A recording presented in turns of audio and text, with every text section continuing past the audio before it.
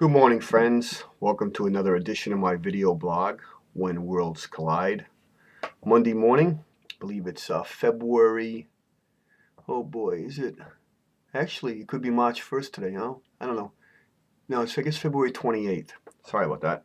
Um, had some thoughts for today. Hopefully, there'll be ones that'll you can chew on and make you think, and maybe challenge your whole notion about the different parameters of the sovereignty of God. I know many of us who are Christians believe in the sovereignty of God, which basically means we believe God is God. He ultimately is in control of the affairs of men in all aspects. And recently had some discussion about this idea of suffering. And Christians certainly know that suffering is part of God's will, whether we find it comfortable or fair in many ways. God somehow in His way of thinking has determined that suffering is part of the equation in this life, both for the Christian and also for those people who are non-Christians. People go through some horrendous things, and there are certain things in life that aren't fair and horrible, yet these things exist. We can certainly have compassion, and there are certain things we can do to try to alleviate a person's suffering. It's more than reasonable if you see somebody who's in grief or has gone through a tremendous catastrophe to try to help them, try to love them, try to do whatever you can to make their suffering manageable. A lot of times, that's all you can do is maybe make it manageable, and sometimes it's hard to do that.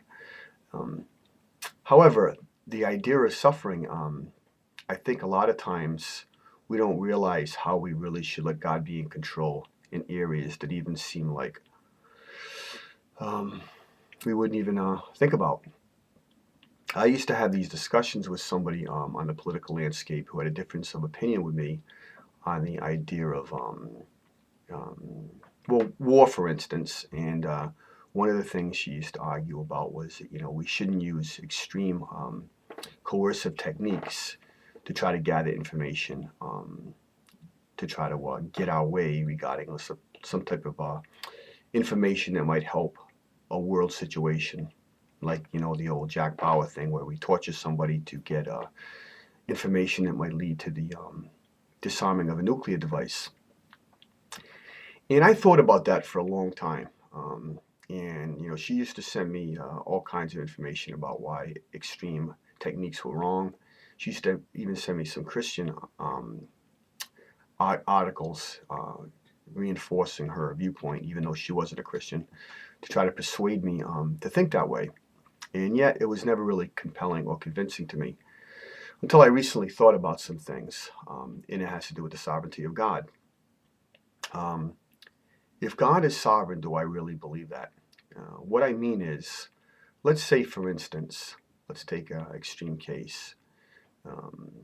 There's clearly going to be a tremendous devastation in a part of the United States.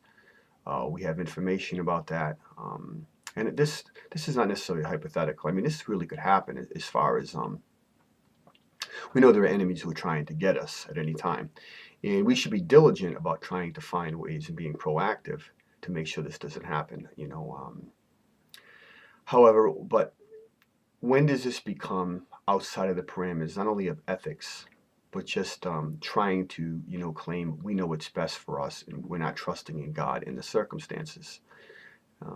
The case might be that somebody has been captured who intelligence report know that he had access to nuclear materials or whatever, and he had a target, and we knew the target was in a certain location. Let's just make it extreme, like let's say New York City or Los Angeles, and we knew that potentially, from what we had heard, that he may be able to, with a bomb, kill 20,000, 30,000 people.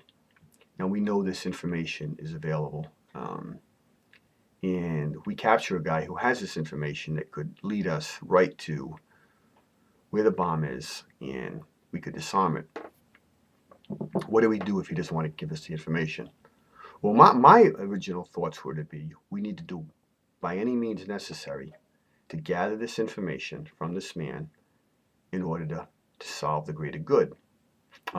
It makes sense because why would we be concerned about one person who's frankly, guilty and is trying to create a tremendously evil thing? Why would we really even be concerned about him when we know that the greater good is to do whatever we can to preserve the lives of these people? What troubled me was we're basically doing something that nobody normally would do on any other circumstances on planet Earth. That is, like, use some type of extreme interrogation, something that would not only put this man into great discomfort, but make him feel like he's going to drown or whatever through waterboarding, or in the worst case scenarios of a Jack Bauer, we actually torture the man in order to get information to disarm the bomb. The problem I have with that is we are trying to somehow override God's will. What I mean by that is we can't override God's will. God's will happen.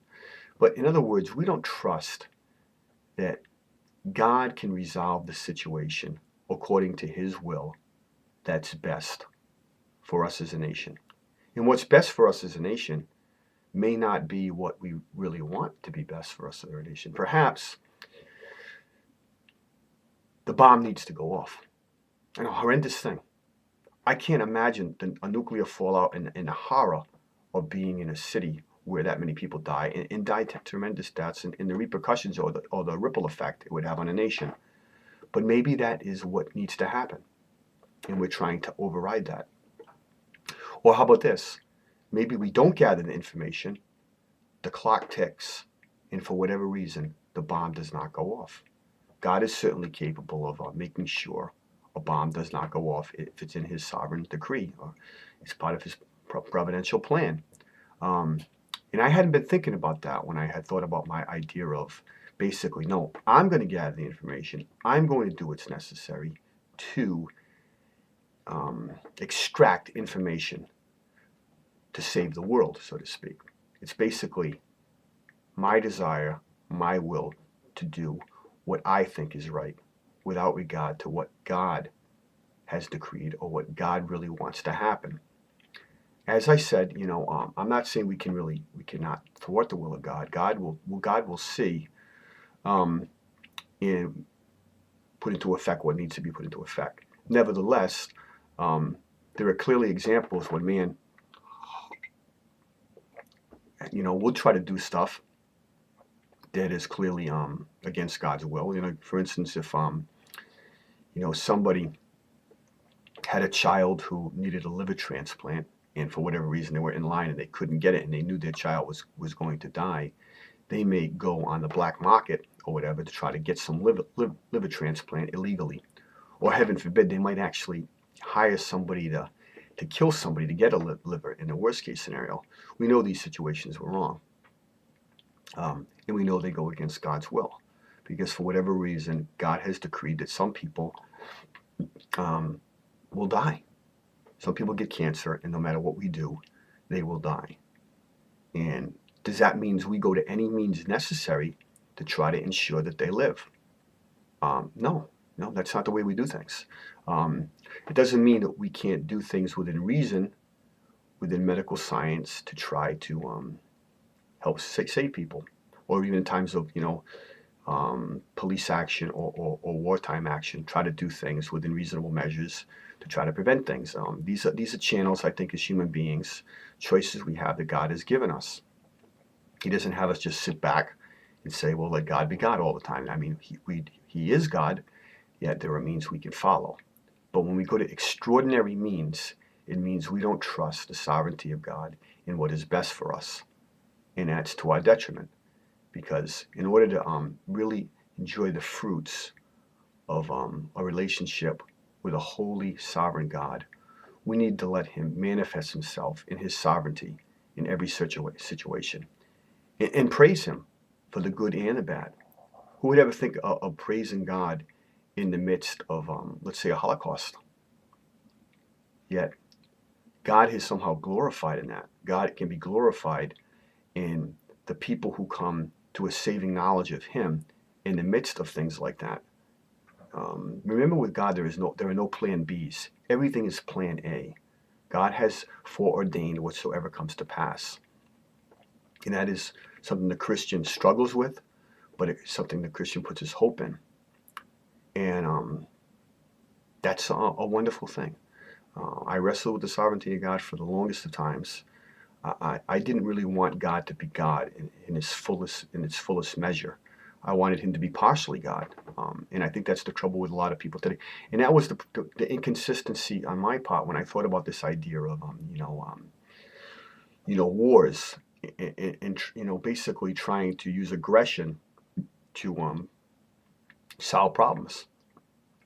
I really think, God wants us to be, as a nation, in protecting ourselves on a defensive posture. He wants us to be like David Carradine somehow in Kung Fu, and he allows us to protect ourselves defensively.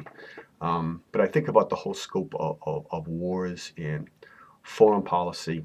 I know I'm going on a political track, but I think it's necessary that as Christians, we should not pursue. We should not be pursuing aggression. We should use the non-aggression axiom whenever possible. We should be peacemakers. We should live at peace. And unless God clearly speaks to us in some very obvious way to go out and attack our enemies, we should not do that. We should basically not be involved in the affairs of men, even if they're heinous. Because for whatever reason, whatever's going on there with nations or injustices in the world, it's all part of God's plan, and he will work things out as he sees fits. And we should not get involved in that. We should be, stewards of what we have, loving God in any way that we can, serving him in the ways that we can, and loving one another, and trusting that the bigger picture, the secret things that we don't always understand, in many ways the evil that goes on in this world, part of sin, it's our fault, it's the fault of human beings that the world's a mess. The world is unredeemed because of what happened in the Garden of Eden, not because the world is not good. God made everything good. The world is good. Yet because of sin, circumstances in the world are not what we want them to be. And it doesn't mean we should somehow strong-arm our way into the picture. Let God be God. He is a good, merciful, loving God. And ultimately, he is all wise and knowing, and he knows what's best for us. My thoughts for today. Until next time, Johnny W. Bread, I'm out.